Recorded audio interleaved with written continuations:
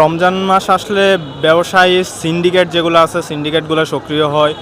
এর আগে থেকে মজুদদারি বাড়াইয়া বাজারে কৃত্রিম সংকট তৈরি করে পণ্যের।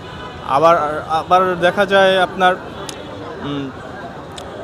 রমজান মাসে তো অনেক কিছুর আমরা চাহিদা বেশি থাকে, লাইক লেবু অ্যান্ড আদার্স থিংস। তো এগুলোর হচ্ছে যত বেশি চাহিদা তো থাকেই, বিক্রি তো হবে, এজন্য হচ্ছে দোকানদারও দাম বাড়ায় দেয়। মানে আমি একটু প্রাইস বাড়াইলেও কিন্তু মানুষ কিনবে এগুলো, এজন্য হচ্ছে দাম বাড়ায় দেয়। আর অন্যান্য দেশগুলোতে সাধারণত সরকার এগুলো হচ্ছে নিরসনে আপনার স্টেপস নেয়, সরকার থেকে মানে ব্যবস্থা নেওয়া হয়। কিন্তু বাংলাদেশে তো এটাই নাই। বাংলাদেশে সরকারি যারা নীতি নির্ধারণ করবে না, যারা হচ্ছে এই স্থানীয় আছে, ওরা সিন্ডিকেটের সাথে জড়িত, এই জন্য হচ্ছে এগুলার প্রবলেমগুলো সলভ হয় না। ব্যবসায়ের কাছে নৈতিকতা বলতে কিছু থাকে না, নৈতিকতা ধর্ম এটা হচ্ছে টাকার কাছে কিছুই না ওদের কাছে।